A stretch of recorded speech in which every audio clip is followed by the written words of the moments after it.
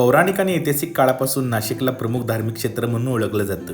प्रभू श्रीरामांनी 14 वर्ष वनवासात असताना काही काळ ते पंचवटीतील याच परिसरात वास्तव्यास होते. ज्या जागेवर आज हे काळाराम मंदिर आहे त्याच जागेवर त्यांचं वास्तव्य होतं असं रामायणात उल्लेख आहे. गोदावरी नदीच्या घाटापासून हे मंदिर पायी चालण्याइतकं आहे. याच पंचवटी परिसरात आपल्याला सीतागुफा देखील बघायला मिळते.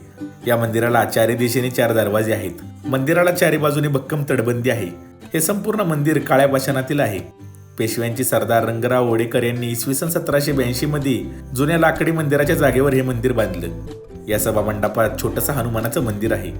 मंदिरात राम लक्ष्मण सीता यांच्या काळ्या पाषाणातील 2 फूट उंचीच्या मूर्ती आहेत. या मंदिरात असणारी प्रभू श्रीरामांची मूर्ती काळ्या रंगाची असल्याने या मंदिराला काळाराम मंदिर असं नाव पडलं. संपूर्ण मंदिरावरचं असणारं कोरीव काम हे उच्च प्रतीचं आहे.